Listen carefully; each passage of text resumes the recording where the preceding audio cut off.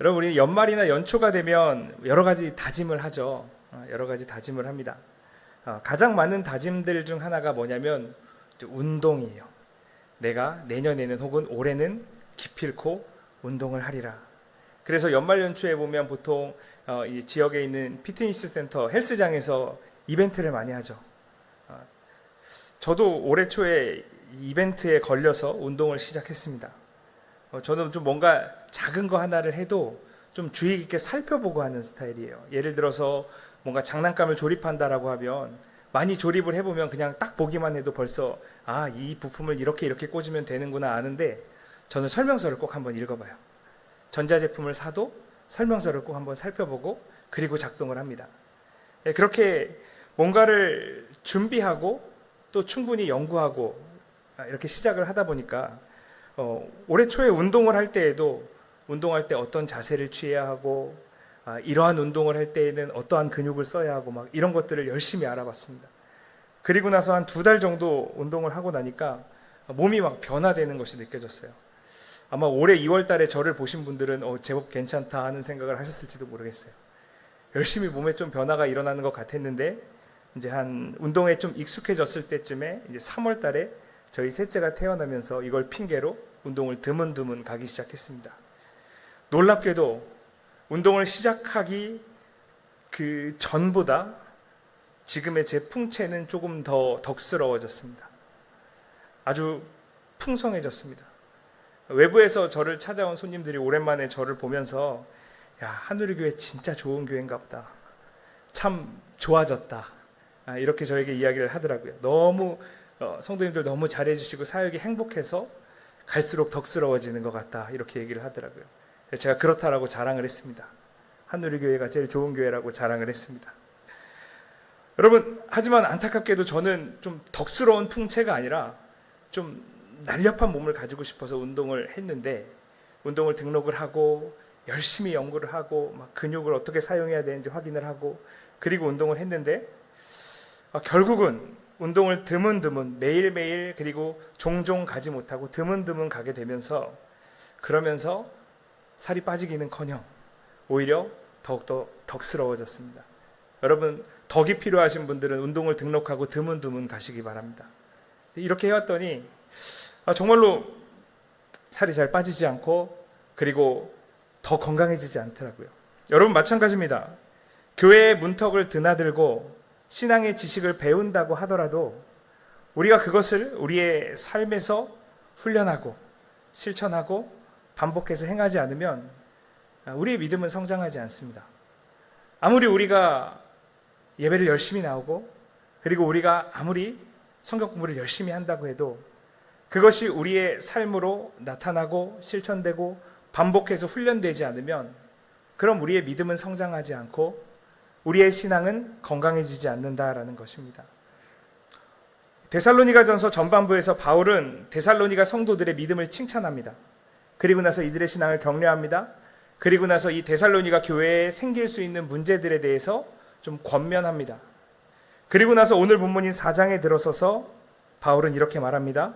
그러므로 더욱 많이 힘써라, 이렇게 이야기합니다. 그러므로 라는 말은 앞의 내용을 받는 말이죠. 이제까지 이렇게 들었으니까 이제 이렇게 해라 라고 말하는 것이죠. 그리고 더욱 많이 힘쓰라 라는 이 번역은 새 한글 성경을 찾아보니까 더욱 넘치게 그렇게 하십시오 라고 번역이 되어 있습니다. 그러니까 4장에서 사도 바울은 이렇게 시작하는 겁니다.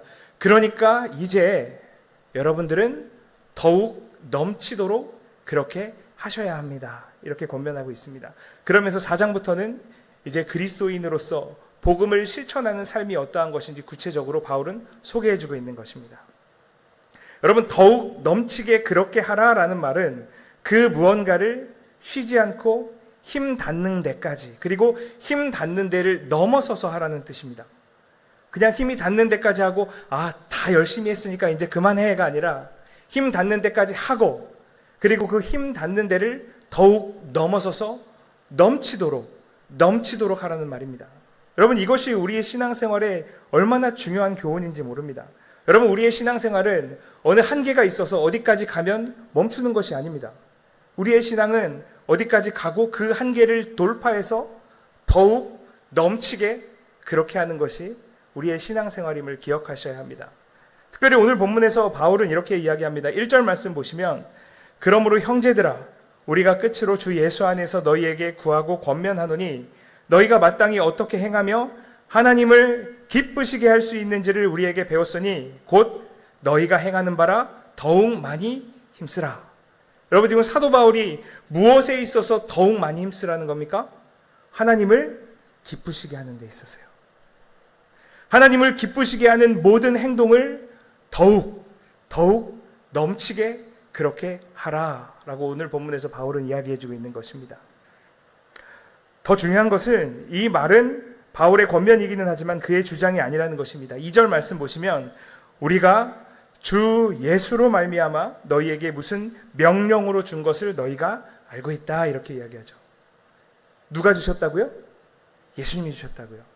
지금 사도 바울이 하나님을 기쁘시게 하는 것을 더욱 넘치게 하라라고 명령하는데 이 권면은, 이 명령은 사도 바울이 자신이 생각하기에 이렇게 하면 하나님 더 기뻐하실 거야가 아니라 우리 주님이신 예수님께서 이렇게 하라고 명령하신 내용이라고 지금 말하고 있는 것입니다. 여러분 이것은 주님의 명령입니다. 그리고 3절부터는 그 주님의 명령의 구체적인 내용을 우리에게 설명해 주고 있습니다. 우리가 하나님을 기쁘시게 하는 이 행동들에 대해 살펴보기 전에 먼저 마음에 분명히 새겨야 할 것이 있습니다. 뭐냐면 지금 이 가르침은 데살로니가전서 4장에 있는 이 가르침은 바울의 개인적인 가르침이나 권면이 아니라 주 예수께서 주신 명령이라는 것입니다. 많은 그리스도인들이 주님의 명령을 되게 사소하고 작은 것으로 축소시켜 생각하는 경향이 있습니다. 주님의 명령을 그냥 좋은 가르침 정도로 축소해서 들으려고 하는 사람들이 제법 많이 있습니다.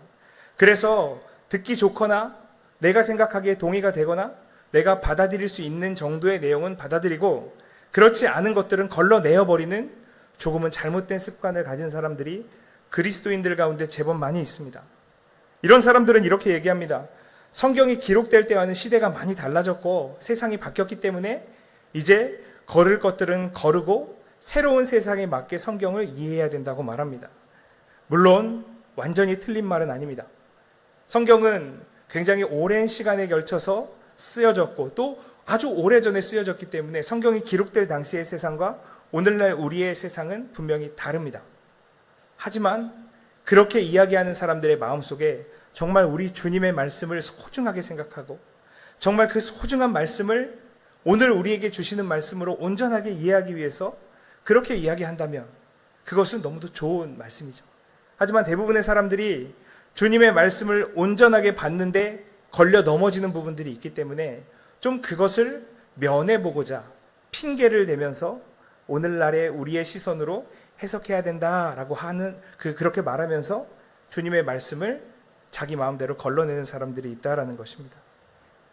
정말로 하나님의 말씀이 너무너무 소중해서 그 말씀을 온전하게 깨닫기 위해 오늘날 우리의 삶을 면밀히 살펴서 말씀을 이해해야 한다라고 말하는 사람들은 생각보다 많지 않습니다. 여러분 사실 오늘날 우리가 성경을 읽는 것은 그리 어려운 일이 아니죠.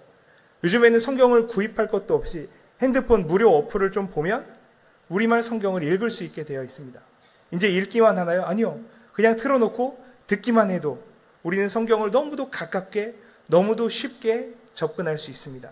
하지만 성경을 하나님의 말씀으로서 정말 소중하게 여기는 태도는 좀 많이 없어져 버린 것 같습니다. 성경에 접근하기 쉽고 성경을 읽고 듣기 쉬운 환경이 될수록 성경을 아주 소중하게 보석같이 여기기보다는 성경을 조금 소홀하게 여기고 읽기는 읽는데 그것이 정말 하나님의 말씀으로 이해하면서 받아들이면서 읽는 경우는 그렇게 많지 않다라는 것입니다.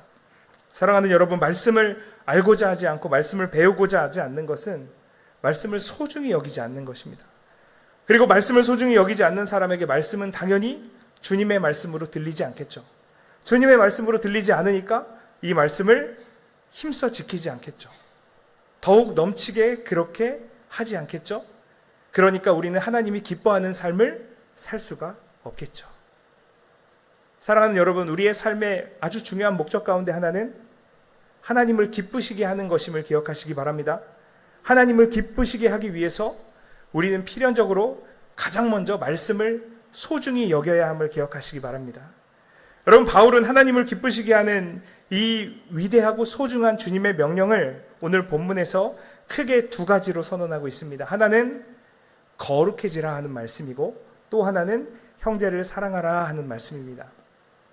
첫 번째인 거룩함에 대해서 우리가 좀 살피겠습니다. 오늘 본문 3절 말씀 보시면 하나님의 뜻은 이것이니 너희의 거룩함이라 곧 음란을 버리고, 이렇게 기록하고 있습니다. 하나님을 기쁘시게 하는 첫 번째는 우리가 거룩해지는 것입니다.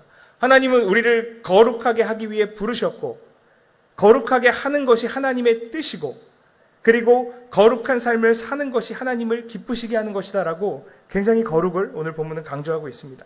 그런데 여러분, 거룩이라는 것은 사실 되게 포괄적인 의미입니다. 한 본문에서 거룩의 모든 측면을 다 다룰 수는 없습니다. 오늘 본문에서는 거룩에 대한 여러 가지 다양한 측면 가운데 특별히 이 성별, 이성, 동성 할 때 그 성이라는 요소를 통해서 거룩이라는 것이 어떠한 것인지 우리에게 설명해 줍니다. 성과 관련하여 거룩을 설명한 이유는 아마 데살로니가 이 도시, 이 데살로니가 지역에 만연해 있는 무분별한 성적으로 문란해진 행위를 염두에 두고 그렇게 썼던 것 같습니다. 바울은 지금 이 데살로니가 전서 편지를 어디서 쓰고 있냐면 고린도에서 쓰고 있습니다. 그런데 이 고린도라는 도시는 어떤 도시냐면 성적으로 방종하고 문란함으로 아주 유명한 도시였습니다. 심지어 이 바울 시대에 문란하고 음란한 사람들을 손가락질하며 부른 표현이 저런 고린도스러운 자식들, 성적으로 문란하거나 성적으로 음란한 사람들을 보면, 방종하고 무분별한 사람들을 보면 저 고린도스러운 놈들, 이렇게 이야기했던 것이 이 당시의 분위기였습니다. 그러니까 고린도스러운 사람이라는 것은 성적인 어떤 방탕함의 대명사였다, 이렇게 이야기를 할 수 있겠습니다. 바울은 고린도에서 많이 떨어져 있지 않은, 그리고 고린도의 문화를 닮아 있는 데살로니가 이 도시를 생각하면서 데살로니가 교회의 성도들이 음란함과 문란함, 성적인 방종에 빠져서 걸려 넘어질 것을 염려했던 것이죠. 그래서 이렇게 성적인 것에 걸려 넘어지지 않도록 성적인 것에 있어서 구별되어 거룩함을 추구하라고 이렇게 데살로니가 교인들에게 편지를 쓰고 있는 것입니다. 3절 말씀에서 하나님을 기쁘시게 하는 거룩함은 가장 먼저 음란을 버리는 것이다, 이렇게 이야기하고 있습니다. 여러분, 여기서 버리다라는 표현은 잘라내다, 끊어내다, 완전히 뽑아내다라는 의미를 가지고 있습니다. 그러니까 음란함이라는 것을 완전히 거절하고 완전히 끊어내고 잘라버리라는 뜻이죠. 그리고 여기서 음란이라는 것은 불법으로 이루어지는 성적 관계를 뜻합니다. 여기서 말하는 불법의 기준은 당연히 하나님의 성을 창조하신 창조 원리를 뜻하는 것입니다. 그러니까 하나님이 맺어주신 성적인 관계, 하나님이 주신 창조의 원리 가운데 있는 이 성의 관계를 벗어나서, 그 범위를 벗어나서 성적인 행동을 저지르는 것, 이것은 바로 음란한 것이라는 말이죠. 바울은 이것을 칼로 무 자르듯 잘라내어 버려야 한다라고 강력하게 이야기하는 것입니다. 여러분, 기독교에서 성은 하나님이 창조하신 아름다운 것으로 묘사됩니다. 기독교는 성을 타부시하거나 숨겨야 하거나 잘못된 것으로 여기지 않습니다. 여러분, 기독교는 성을 굉장히 아름다운 것으로 묘사합니다. 하나님께서 인간을 창조하시고 생육하여 번성하여 땅에 충만하라고 명령하셨죠. 이렇게 생육하고 번성하고 땅에 충만하는 통로, 도구로 사용되는 것이 무엇입니까? 그것이 성이죠. 그렇기 때문에 기독교는 성을 굉장히 아름다운 것, 하나님의 창조 원리를 실현하는 소중한 것으로 바라보고 있습니다. 그런데 하나님이 주신 이 성을 하나님이 창조하신 원리 안에서 사용하지 않고 그 밖에서 사용할 때, 그럴 때 그것은 하나님의 뜻을 거절하는 것이며 하나님의 창조의 원리를 파괴하는 것이며 그것은 아주 불법이고 죄악된 것이라고 사도 바울은 이야기하고 있습니다. 오늘날 성을 대하는 사회적 시선을 가르쳐서 한 목사님이 이렇게 표현하시는 것을 들었습니다. 음란을 권하는 사회가 우리 한국 사회인 것 같다, 이렇게 탄식하면서 말하는 걸 들은 적이 있습니다. 여러분, 정말이지 우리 오늘날의 사회를, 특히 성과 관련해서 오늘날의 사회적인 상황들을 보면 너무나도 하나님의 창조 원리와는 다르게 성을 받아들이고 있음을 볼 수 있죠. 너무나도 아무렇지도 않게 음란한 이야기를, 음담 패설을 쏟아내죠. 이제는 공적인 영역에서도 어떤 그런 음란하고 문란한 것에 대해 이야기하는 것이 너무나도 자연스러운 것이 되어가고 있습니다. 우리는 성을 하나님의 창조 원리와 다르게 왜곡하여 악하게 사용하는 것이 너무도 당연하고 자연스러운 시대 속에서 지금 살아가고 있습니다. 이것이 너무나도 익숙한 사회 속에서 하나님이 창조하신 성의 그 본질을 지키는 것이 너무도 힘든 세상이 오늘날의 세상입니다. 이러한 세상 속에서 음란함을, 하나님의 창조 원리에서 벗어나는 성을 사용하는 것을 단호하게 버리고 거기에 동참하지 않고 심지어 그것이 잘못됐다라고 자신의 입장을 분명히 하는 것, 이것이 바로 거룩함이다 라고 오늘 본문에서 바울은 이야기하고 있는 것이죠.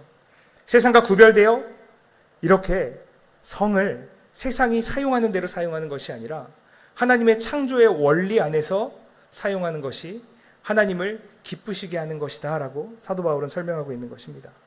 이것이 끝이 아닙니다. 사도 바울은 계속해서 성의 문제를 가지고 더 깊이 거룩함을 다루고 있습니다. 4절과 5절 말씀 보시면 각각 거룩함과 존귀함으로 자기의 아내 대할 줄을 알고 하나님을 모르는 이방인과 같이 세욕을 따르지 말아라 이렇게 이야기하죠. 각각 거룩함과 존귀함으로 자기 아내를 대해야 한다라는 말은 하나님이 허락하신 성적 관계 안에서도 여전히 하나님의 창조의 원리가 구현되어야 한다라는 의미입니다. 그러니까 하나님이 허락하신 성적 관계 안에서도 거룩함과 존귀함을 잃어버려서는 안 된다라는 것이죠. 여러분, 부부 관계라는 것은 하나님이 허락하신 아름다운 성적 관계입니다. 그런데 이 부부 관계라는 것 안에서도 거룩함과 이 존귀함을 추구해야 한다라고 사도 바울은 이야기하고 있습니다. 여러분, 이게 무슨 뜻입니까? 하나님이 허락하신 부부 관계 안으로 들어왔으니 이제 나의 마음대로 성을 사용해도 된다. 나의 마음대로 성적인 관계를 사용해도 된다? 그게 아니라는 것이죠. 하나님이 창조하신 관계 안에서 성을 사용한다면 그 안에서는 하나님의 방법이 유지되어야 한다는 것입니다. 성이라는 것은 하나님의 선물이기에 하나님이 허락하신 관계 안에서 하나님의 선물로서 그것을 대해야 한다는 말입니다. 즉 파트너인 상대방을 거룩하고 존귀히 여기며 하나님이 주신 성적인 선물을 그 존귀한 사람과 같이 누릴 수 있어야 된다는 것입니다. 하나님이 허락하신 관계도 중요하지만 그 안에서는 하나님이 허락하신 방식이 이루어져야 한다라고 사도 바울은 설명하고 있습니다. 이것이 하나님이 주신 성을 복되게 누리는 비결입니다. 하나님이 주시는 관계 안에서 하나님이 주신 방법대로 존귀하게, 거룩하게 그렇게 성이라는 것을 대해야 한다라는 것이죠. 여러분, 만약 하나님의 방법을 따르지 않는다면 그것은 바울의 표현에 의하면 세욕을 따르는 것이다 라고 이야기하죠. 그리고 세욕을 따르는 것은 하나님을 모르는 이방인과 같은 행동이다 라고 이야기합니다. 정리해보면 이렇습니다. 만약 하나님이 맺어주신, 하나님이 창조하신 원리대로 성을 사용하지 않는다면 그것은 음란한 것입니다. 그런데 그 음란함을 버리고 하나님이 창조하신 관계 안에서 성을 추구하는데 그 성을 추구하는 방법이 하나님이 정해두신 방법대로 되지 않는다면 그것은 하나님의 백성으로부터 벗어나는 것이고 하나님으로부터 끊어지는 것이라고 바울은 설명하고 있습니다. 6절 말씀은 더 구체적으로 이렇게 말합니다. 이 일에 분수를 넘어서 형제를 해하지 말라. 이는 우리가 너희에게 미리 말하고 증언한 것과 같이 이 모든 일에 주께서 신원하여 주심이라. 여기서 이 일에 분수를 넘는다. 여기서의 분수는 선이라는 뜻입니다. 그러니까 선을 넘지 말라는 거예요. 하나님께서 정해두신 방법이 있습니다. 그것은 배우자를 내 몸과 같이 사랑하는 것이죠. 아담과 하와가 창조될 때, 이 하와가 창조될 때의 원리처럼 이것이 나의 몸으로서 존귀하고 거룩한 것임을 인정하지 않고 이 성을 하나님의 관계 안에 들어왔으니까 이제 이것을 내가 소유하고 내가 누리는 것이야 라고 생각하고 내 마음대로 사용할 때 그때의 선을 넘는 것이 되며 그것은 하나님께서 직접 신원하시는 행동이 된다라고 6절은 말해주고 있는 것입니다. 여러분, 요새는 세상 법정 안에서도 부부간에 벌어지는 어떤 강제적인 성과 관련된 행동들에 대해서 이제 처벌하는 것이 늘어나기 시작했습니다. 그래서 이런 어떤 강제성에 대해서 이런저런 논쟁을 따지는 것을 제가 본 적이 있습니다. 하지만 여러분, 세상 법의 논쟁이 있든 없든은 관계없습니다. 하나님 보시기에 상대방을, 하나님이 주신 성의 파트너인 상대방, 배우자를 자기 마음대로 휘두르려 한다면 그것은 죄된 것입니다. 세상법적으로 죄가 아니라고 판명이 나더라도 오늘 본문은 하나님께서 그것을 직접 신원하여 주실 것이라고 말씀하십니다. 이 요지는 이렇습니다. 지금 바울은 결혼과 성이라는 것을 가지고 거룩을 설명하고 있는데, 요지는 하나님의 규범 안에서, 하나님이 만들어 두신 방식 안에서 하나님의 선물을 누려야 하는데, 그럼 하나님의 방식 안에 있으면 그런 모든 것을 내 마음대로 사용해도 되는가? 아니요. 하나님이 주신 복이 있다면 그 복을 사용하는 방식 역시도 하나님이 원하는 방식을 따라야 한다는 것입니다. 성과 결혼을 통해서 이러한 거룩의 모습을 알려주고 있지만, 하나님이 주신 복을, 그 복을 내 마음대로 내 소유대로 사용하는 것이 아니라 하나님께서 정해주신 대로, 하나님께서 원하시는 대로 사용할 때, 그때 그것을 하나님은 거룩하다라고 말씀해 주시고, 그리고 그 거룩한 모습을 통해 하나님이 기뻐하신다라고 오늘 본문은 말해주고 있는 것입니다. 결혼과 성에 대해서 이야기하고 있지만, 그리고 또 결혼과 성에 대해서 이 말씀은 굉장히 큰 교훈을 주지만, 그것을 더 넘어서서 일반적인 원리 안에서도 하나님이 주신 복을 하나님의 방식으로 사용하는 것에 대해 우리는 지금 바울을 통해 배우고 있는 것이죠. 여러분, 하나님이 우리에게 복을 주십니다. 물질의 복도 주시고 건강의 복도 주십니다. 우리의 삶에 다양한 복을 주시죠. 이 복을 하나님께 기도하고 경건에 힘쓰면서 받은 복이니 이제 이것을 내 마음대로 사용하려고 휘두르며 이것을 내 소유로 삼는 순간 하나님은 그것을 이방인의 모습이다라고 질타하신다라는 말입니다. 사랑하는 여러분, 하나님께서 우리에게 주시는 복이 있다면 그 복을 사용하는 방법도 하나님의 방식을 따라야 함을 기억하시기 바랍니다. 그랬을 때 하나님은 거룩하다라고 말씀해 주시고, 그리고 우리의 거룩한 모습을 통해 이 세상 가운데 하나님의 복음의 역사를 이루어 가시는 것입니다. 그리고 그 역사가 하나님이 기뻐하시는 역사라는 것이죠. 여러분, 이어서 오늘 본문에서는 두 번째로 바로 사랑에 대한 이야기를 하고 있습니다. 하나님이 기뻐하시는 또 하나의 모습은 형제 사랑이다라고 말하고 있죠. 9절 말씀 보시면, 형제 사랑에 관하여는 너희에게 쓸 것이 없음은 너희들 자신이 하나님의 가르치심을 받아 서로 사랑함이라, 이렇게 이야기합니다. 여기서 형제 사랑이라는 것은 형제만 뜻하는 것이 아니죠. 남자만 뜻하는 것이 아닙니다. 형제, 자매, 이런 모든 가족 관계를 뜻하는 말입니다. 그리고 이 편지가 데살로니가 교회 공동체에게 보낸 편지라는 점에서 지금 이 형제 사랑은 그냥 육신의 가족만을 뜻하는 것이 아니라 바로 주님 안에서 하나 된 가족, 바로 교회라는 공동체에 대한 이야기임을 알 수 있습니다.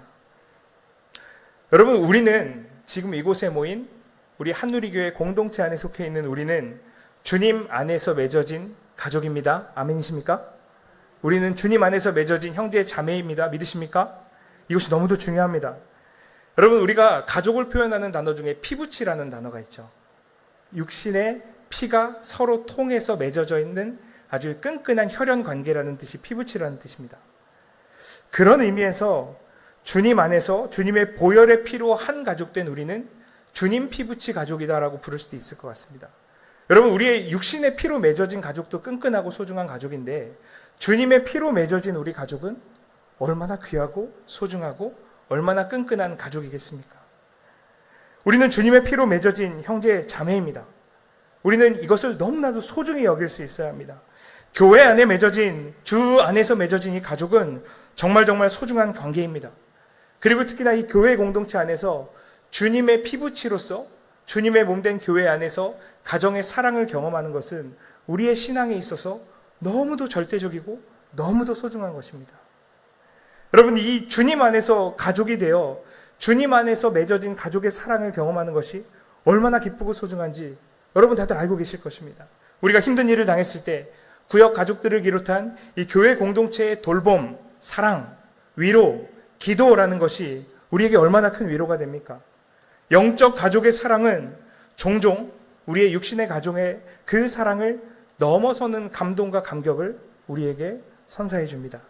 우리는 주님 안에서 한 가족으로 사랑해야 하고, 그리고 이것이 놀랍게도 하나님을 기쁘시게 하는 것이다 라고 사도 바울은 이야기해 주고 있는 것입니다.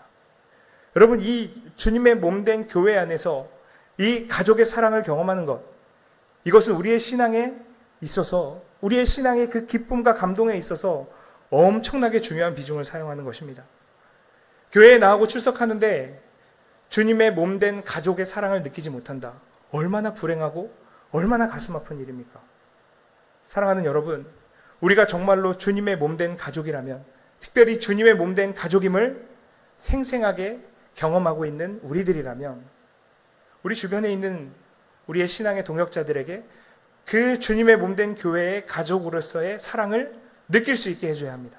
우리의 구역 가족들에게, 우리의 전도회 가족들에게, 우리의 크고 작은 모임에 있는 모든 영적인 가족들에게 주님의 사랑을 경험케 해주시기 바랍니다. 주님의 사랑을 선물해 주시기 바랍니다. 그 영혼이 주님의 사랑을 알게 되고 주 안에서 주님의 피부치가 된 가족의 사랑을 경험할 때 그 영혼이 솟게 되는 거죠. 그리고 그 공동체가, 주님의 피값으로 사신 그 공동체가 진정으로 주 안에서 너무나도 감동스럽고 감격적인 사랑의 공동체가 되는 것입니다. 사랑하는 여러분, 가장 먼저 이 공동체 안에서 주님의 피부치된 가족의 사랑을 경험하시기를 축복합니다. 그리고 이 가족의 사랑을 우리의 이웃들에게 선물해 주시기를 축복합니다. 이렇게 바울은 주님의 명령으로서 하나님을 기쁘시게 하는 두 가지, 거룩함과 형제 사랑, 가족 사랑이라는 것을 가르쳐 줍니다. 이것은 처음에 얘기했던 것처럼 사도 바울의 의견이 아닙니다. 이것은 주님께서 우리에게 주시는 명령입니다. 그리고 우리는 이것을 주님의 명령으로 행해야 합니다. 아멘이십니까? 우리는 거룩해야 합니다. 그리고 우리는 사랑해야 합니다. 그런데 그냥 행하는 것이 아니죠. 가장 서두에 말씀드린 것처럼 이러한 행함은 더욱 넘치게 그렇게 해야 하는 것입니다. 우리의 거룩함에는 한계가 있어서는 안 됩니다.